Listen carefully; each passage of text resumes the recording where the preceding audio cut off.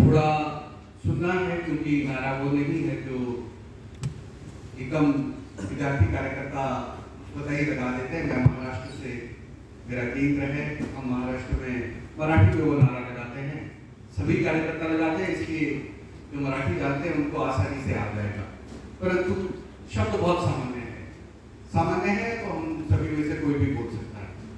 नारा है, मैं कहूँगा, तुमचा आमचा नाता काय, तुम्हारा मेरा नाता क्या है।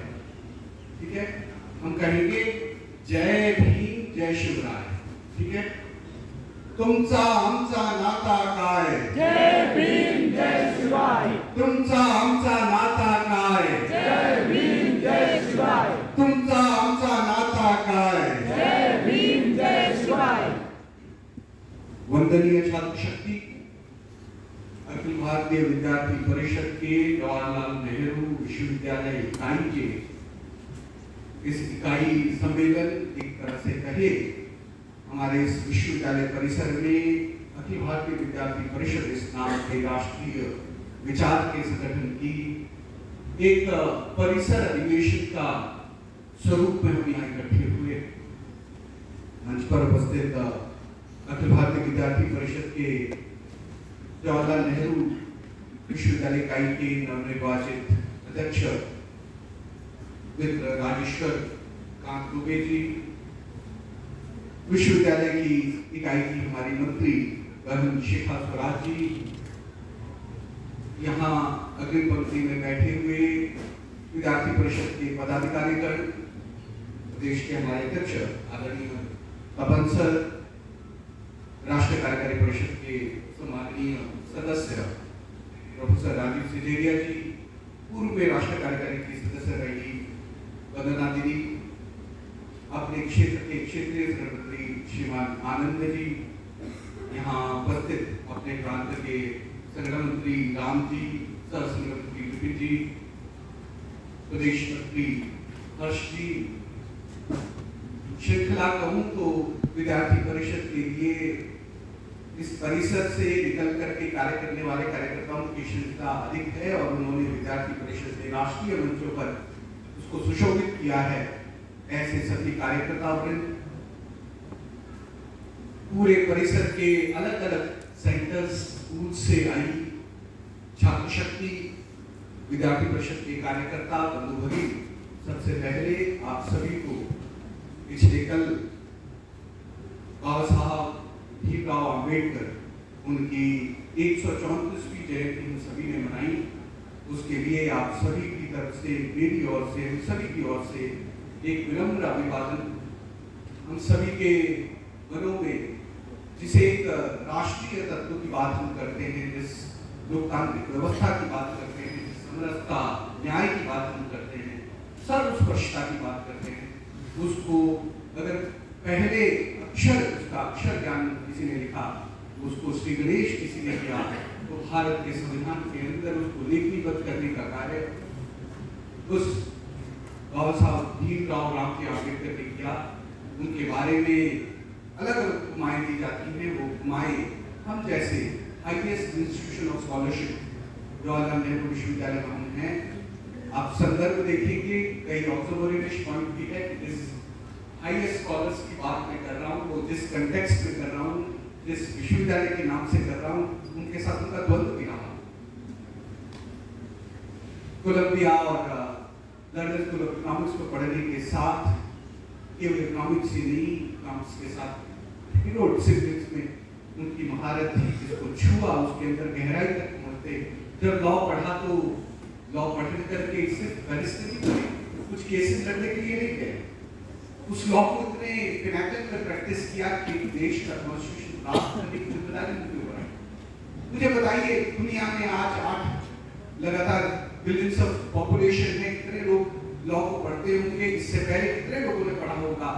परंतु किसी देश का कॉन्स्टिट्यूशन बनाने का काम तो 100 साल, 150 साल, 300, 400 साल में, कई बार तो 1000 साल में एक बार आता है। ऐसे पर्सनैलिटी इनकी जयंती हम सभी ने मनाई। मैं पुनः विनम्र अभिवादन करते हुए हम सभी की ओर से वो मैसेज, वो संदेश हम सभी देते जाएंगे। या मैं पक्का विद्यार्थी परिषद की ओर से, हम सभी की ओर से छात्र शक्ति को, युवा शक्ति को, देश को यह पक्का आश्वस्त करना चाहता हूँ कि यह विद्यार्थी परिषद का कार्यकर्ता बाबा साहब का संदेश अंतिम सांस तक लेकर के चलने वाला है, वो न्याय के लिए करने वाला है, वो इस देश को सकारात्मक दिशा में देने वाला है। और जैसा उन्होंने कहा, India first and India last, Bharat प्रथम और भारत ही अंतिम, कोई और ख्याल ऊपर नहीं, ऐसा विश्वास बताने वाला अगर कोई है, ऐसा छात्र संगठन है तो अक्षरशः तो अखिल भारतीय विद्यार्थी परिषद है। और पूरे देश में जब यह बात हमने रखनी होती है, जिस विश्वविद्यालय परिषद के कार्यकर्ताओं का उल्लेख आता है वो जेएनयू की एबीवीपी के कार्यकर्ताओं का उल्लेख आता है। आप सब बहुत धन्यवाद, क्योंकि जब भी हम ये बात कहते हैं कैसे एबीवीपी का कार्यकर्ता राष्ट्रीय तत्वों को खड़ा करके रखता है, उदाहरण आप सभी का आता है, आप सभी के संघर्ष। साथी मित्रों, हम सभी ने विशु की बहुत बहुत शुभकामनाएं, बिहू की शुभकामनाएं और बैसाखी की शुभकामनाएं। आज नवरात्र भी है, नवरात्र पर्व की शुभकामनाएं। ये सारे पर्व, उत्सव, भारत की संस्कृति, कई बार आपको भी लगता होगा कि कैसे भारत इस एक तरह से देखा जाए संस्कृति के अलग अलग पक्ष स्वरूप, हम एक कॉइन के दो चेहरों की बात करते हैं, ब्रह्मा जी के 4 चेहरों की बात करते हैं। जैसा मैंने देखा वैसा मैंने पाया, ये संस्कृति जितना डूबा, जितना मैंने इसके अंदर डुबकी लगाई, उतना नया मैंने पाया, उतना एक विविधता मैंने इसमें पाई। परंतु उसकी गहराई में विविधता पाते पाते मैं समझता हूँ कि जैसे ही हम एक सतह के नीचे उड़ते हैं, इस संस्कृति की एकात्म भाव में, ये यूनिटी इन डाइवर्सिटी नहीं है, इसके इनहेरेंट वननेस जो है उसको अलग अलग एक्सप्रेस किया।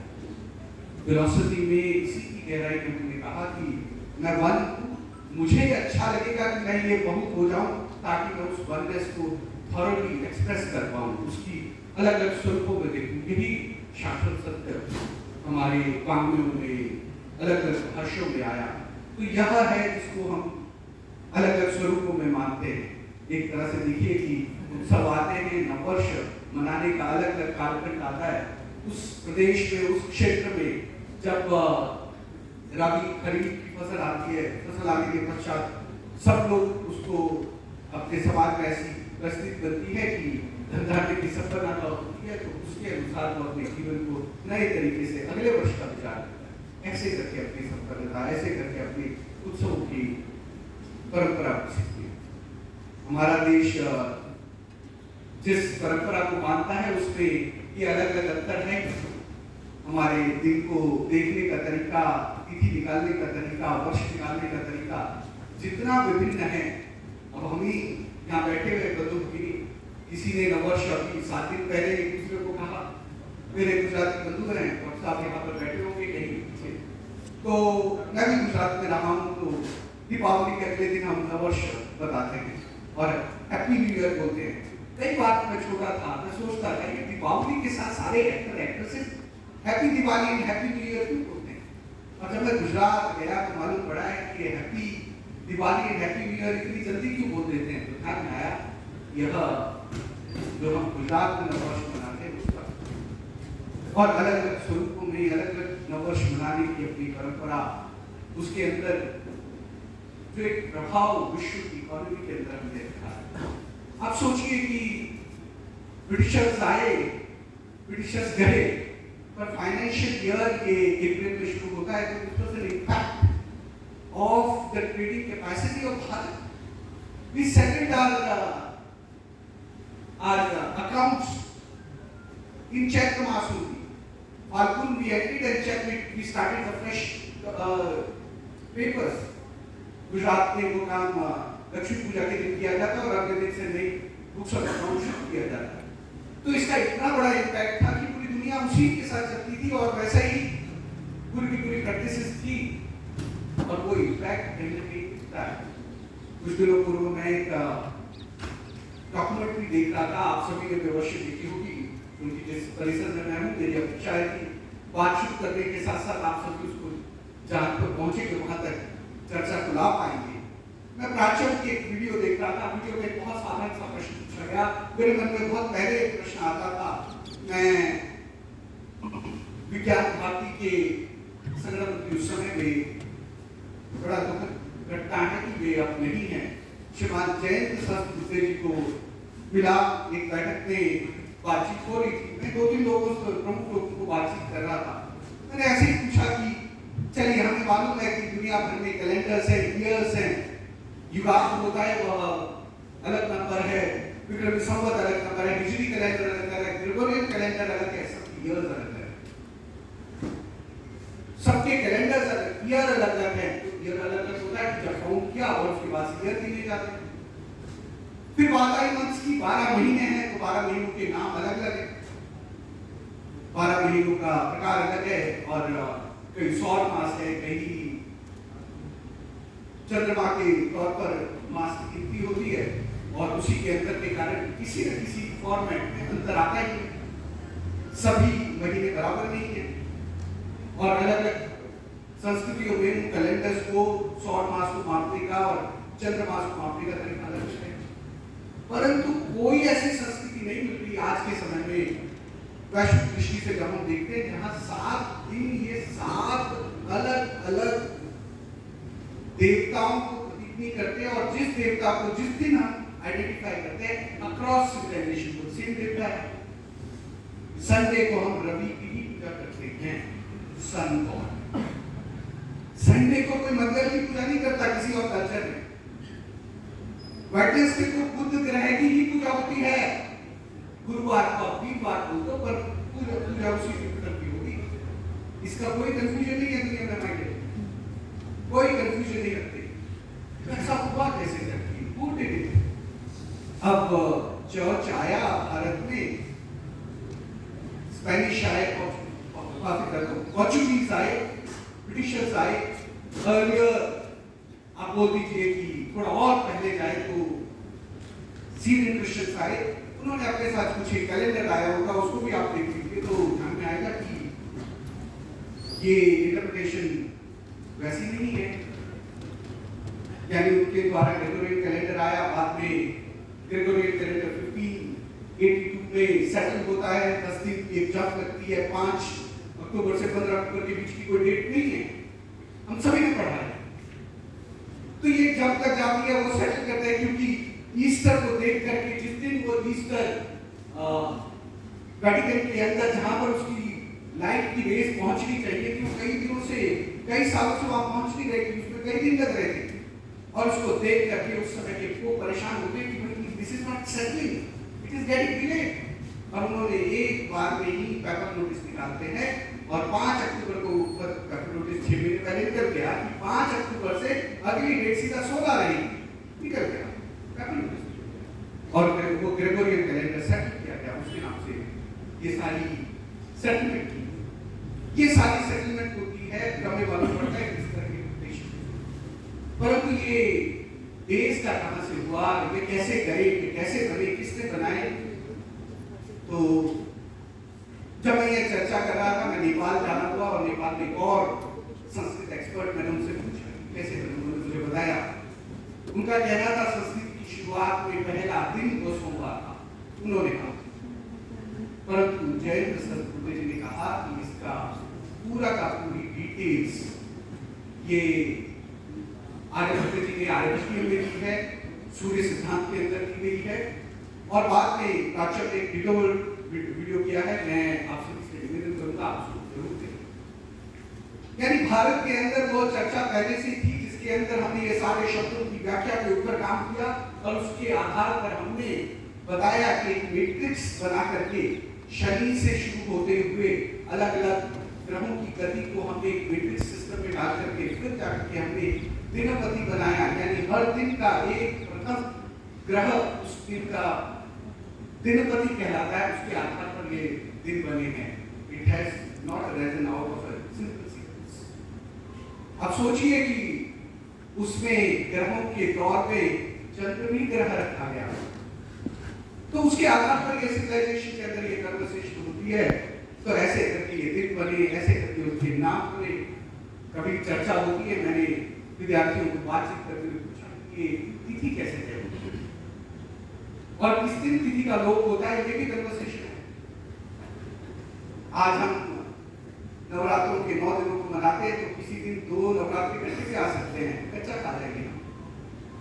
वार का लोप नहीं होता, वार डे एज पर सन सीक्वेंस चलते हैं, पर तिथियां चंद्र गति और नक्षत्र की गति से चलती हैं। वो क्या है? इसी का सूडो साइंस। आपके यहाँ तो बहुत कन्वर्सेशन होगी उसके ऊपर, परंतु सूडो साइंस वही कह सकता है जो थोड़ा ड्यू डिलिजेंस नहीं करेगा, जो डॉक्यूमेंट रेफर नहीं करेगा, जो लेजी राइटिंग करेगा और left have been thoroughly victim और culprit of that same mentality. Why did I say victim? Because the younger ones are not thoroughly versed in the ideas of left, but उनको लगता है कि यही जोश है, यही अच्छा है, ये बढ़िया है, और चेंज फोटो और विचार के अंदर वो जाता है, रिसर्च शुरू भी नहीं होती है, पर दुनिया करती है। और फिर जो लोग who lie through their teeth, their writings, their commentary, their opinions, it is propagated far and wide, कई बार बताई जाती है और झूठ को सच।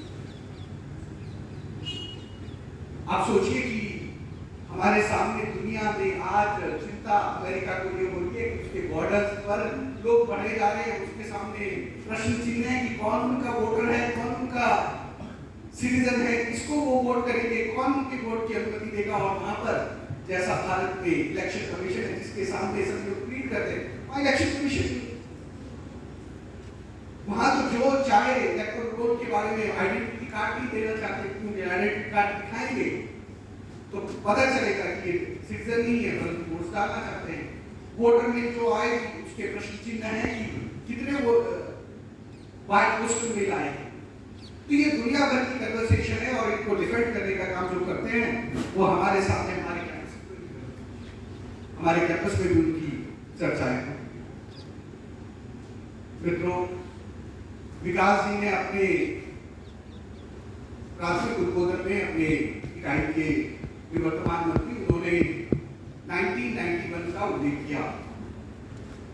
1991 का उल्लेख इसलिए किया क्योंकि विद्यार्थी परिषद की फॉर्मल इकाई पहली यूनिट कॉन्फ्रेंस अगर कहें वो 1991 में हुई।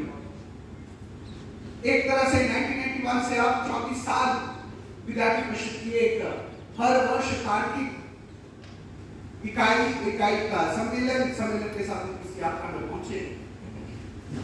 एक तरह से जेएनयू के इतिहास में there is a pre-91 and post-91, so much so that in the history of India there is pre-91 and post-91। सोचिए कि पहले देश में लाइसेंस राज था तो जेएनयू में भी लाइसेंस राज था। वो लाइसेंस राज था कि ये तुम्हारे कॉमरेड फैकल्टी और इनके साथ उनके पिल्ले हैं जिनको ही तीसरे डिग्री मिलेगी, बाकियों को वो छोड़नी पड़ेगी। आप विद्यार्थी परिषद का झंडा नहीं उठा सकते।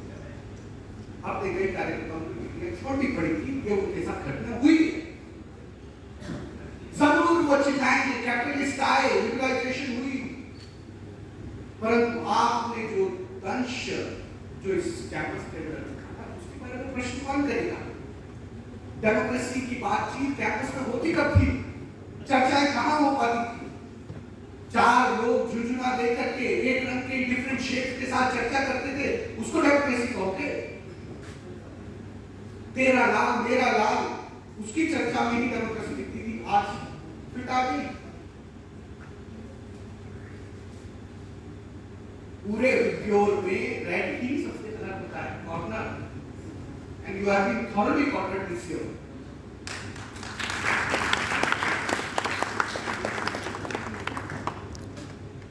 मुझे लगता है कि यह कैंपस जिसने अभी छात्र संघ चुनाव में अपना मैंडेट दिया है, उसको केवल हेडलाइन से अगर देखेंगे तो हम स्टोरी मिस कर रहे हैं। मेरा निवेदन है कि हम उसकी गहराई में जाएं, एक प्रिज्म सामने रखें तो वो व्हाइट लाइट से हमें पूरे 7 कलर्स दिखाई देंगे और फिर उसके बाद हमारे ऊपर यह अपेक्षा है कि एक एनालिसिस की बैक पर बैठे।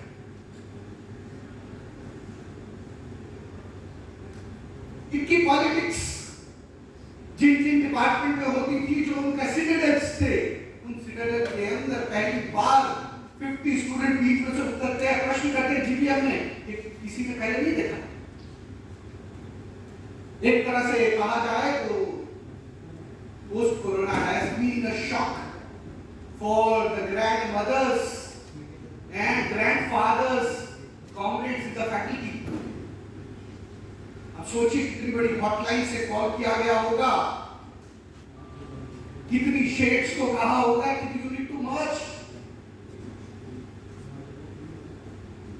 और वो कॉल इसलिए गई क्योंकि कभी ना तो जो घटना हुई भविष्य में होगी, इसलिए मैं भविष्य नहीं कहूंगा क्योंकि हिस्ट्री को बदलने वाली है और हिस्ट्री बदली है, डिपार्टमेंट भी और पटकथा भी।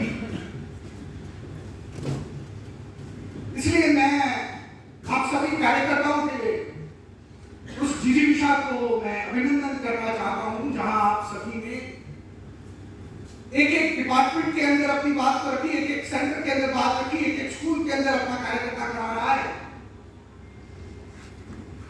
हमने पिछले 34 वर्षों में इकाइयां खड़ी की, कार्यकर्ता खड़े किए, उनकी लेगेसी आज ये बता दी है कि they are finally their fields. भाव के विरुद्ध जो खड़ा होता है वो नायक बनता है। यशवंतराव जी ने कहा कि हमारा काम केवल एक क्षेत्र के लिए नायक खड़ा करना नहीं है, प्रत्येक क्षेत्र के लिए नायक नायिका खड़ा करना यह विद्यार्थी परिषद का कार्य है। और ये शपथ उन्होंने पूर्व की विद्यार्थी परिषद, वर्तमान की विद्यार्थी परिषद और 1983 में अपने भाषण करते हुए आगे की विद्यार्थी परिषद की ओर से हम सभी कार्यकर्ताओं के ऊपर जो यहाँ मेरे सामने बैठे हैं, अलग अलग डिपार्टमेंट से कार्य करते हैं, इस कैंपस के अंदर कार्य कर रहे हैं, हमारे ऊपर बहुत बड़ी जिम्मेदारी है। हम इस देश के उस बढ़ते हुए स्वरूप के प्रतीक है, जहां देश आगे बढ़ने के लिए दौड़ रहा है। जेएनयू के अंदर राष्ट्रीय विचार यह तेजी से आगे बढ़ रहा है। उस विचार के साथ संगति रखने वाला एक एक युवा युवती खड़े होते हैं, वे अपनी बात को रखते हैं, चर्चाओं को प्रेरित करते हैं। कभी हुआ करता था कि देश के किसी कोने में घटना के बाद जेएनयू के बारे में बनने वाली प्रतिमा को तोड़ने का काम हमारी महामंत्री सुश्री निधि त्रिपाठी जी ने किया, और वे पूरे देश भर में प्रवास करते हुए गई। तो जब कोई प्रश्न करता तो वो कहती मैं भी उसी से आई।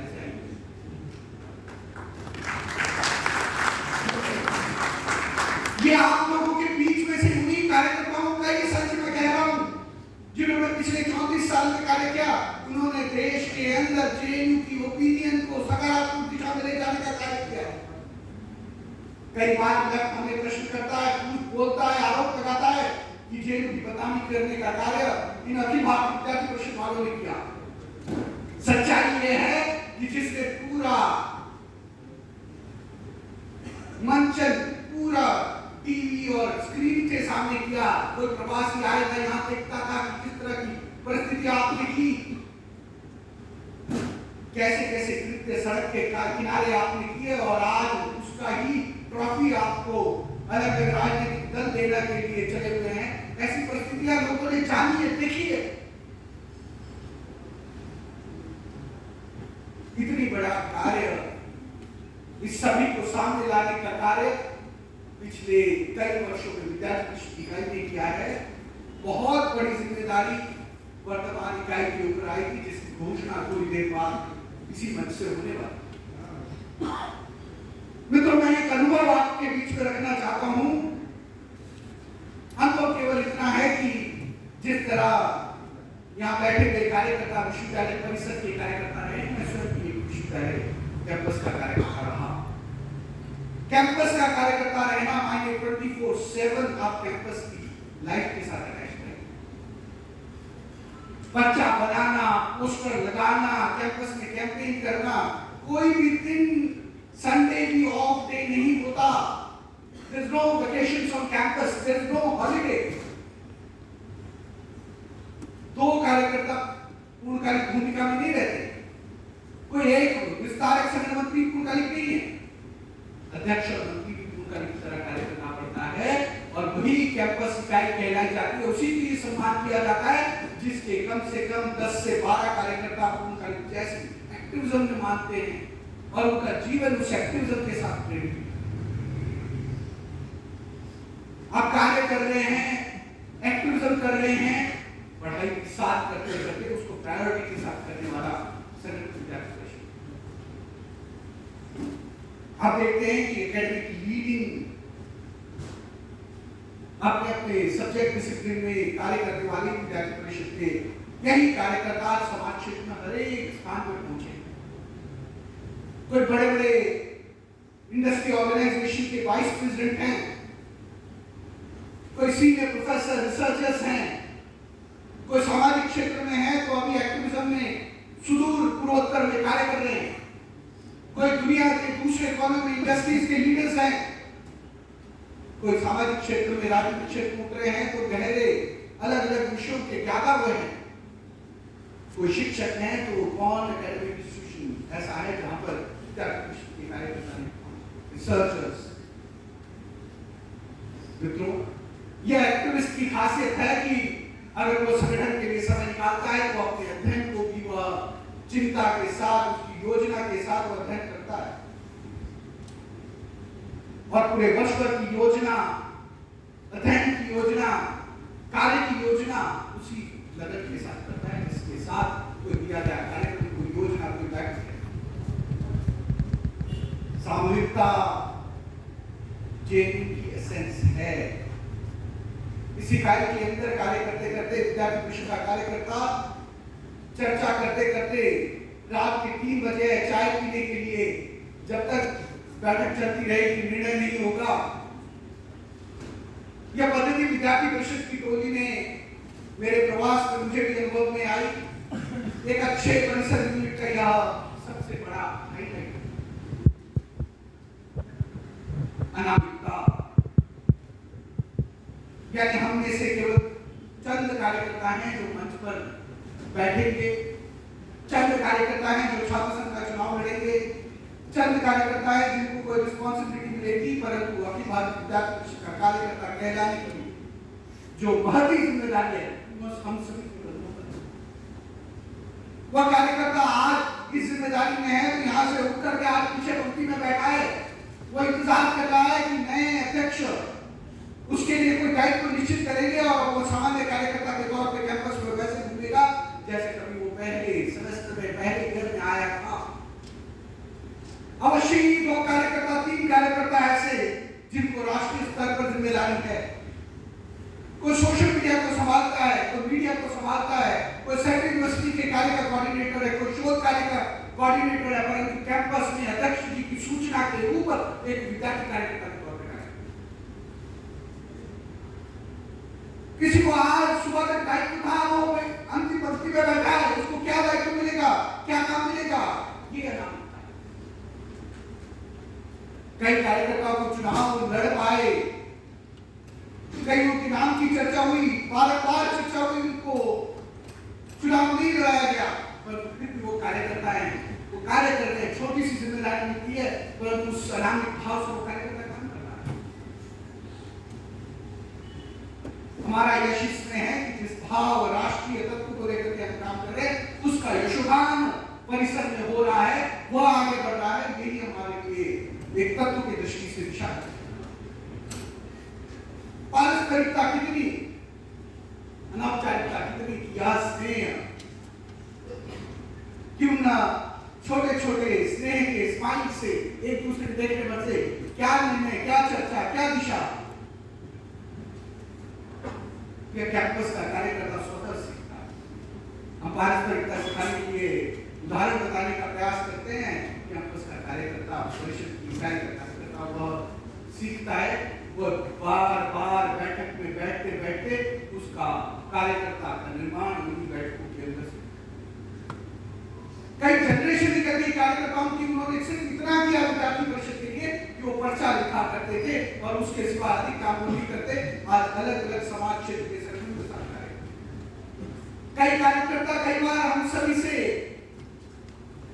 चर्चा करते, कई बारों में सहमति नहीं रखते, कई बार उनको लगता है कि निर्वाचन में ये कैंडिडेट ठीक नहीं, ये प्रक्रिया ठीक नहीं, इसको ऐसा करना चाहिए था, परंतु जब उनको कहा गया कि पर्चा आपको लिखना है मत की भिन्नता के बाद वह कार्यकर्ता पर्चा लिखता था, अच्छा पर्चा लिख करके वह एक्टिविज्म के तौर पर अपनी जिम्मेदारी निभाता। आज हम देखते हैं कि यह कार्यकर्ता के बीच में अनौपचारिक भाव, एक दूसरे से शेयर करना, ओपिनियन दे पाना, और जेल में अपनी अगर डिफरेंस ऑफ ओपिनियन है उसको गलत नहीं मानते, उसको स्वीकार करते और उसका सम्मान करते। ये विद्यार्थी परिषद यानी कार्यपद्धति का जो सलीका हम देश भर में कैंपसेस में देना चाहते हैं, उसका एक अनुभव उदाहरण अपने परिसर में से है। कभी कैंपस में फर्स्ट ईयर का स्टूडेंट आया हुआ, मेरा परिचय होता है तो लगता है कि यह कार्यकर्ता नया है, उसके अनुभव कैसे हैं। धीरे धीरे कार्यकर्ता छोटी छोटी जिम्मेदारियां निभाता है। फर्स्ट ईयर में आता है तो बहुत कम वजन है, लगता है कि हम सभी ने अगर एक समोसा खाया तो अपना आधा समोसा उसको देना चाहिए।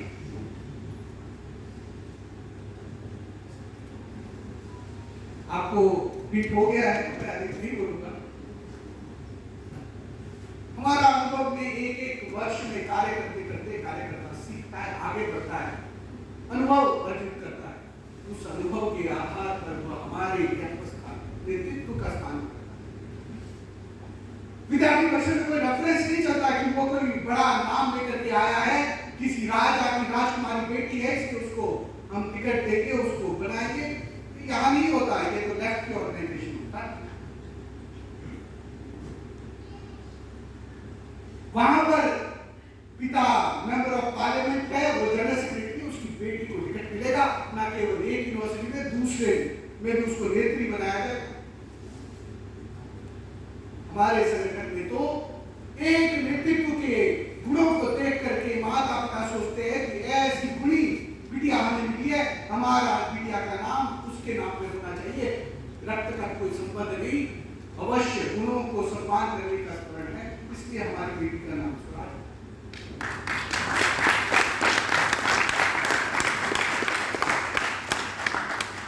यानी उनका रिश्ता वो खून से जोड़ते हैं, उनकी राजा की बिटिया राजकुमारी वो आगे बढ़ती है। हमारे को देख करके उस एकलव्य की तरह जहां गुरु को देख करके उसको लगता है कि यह गुणी है, उसको आगे बढ़ाया जाता है।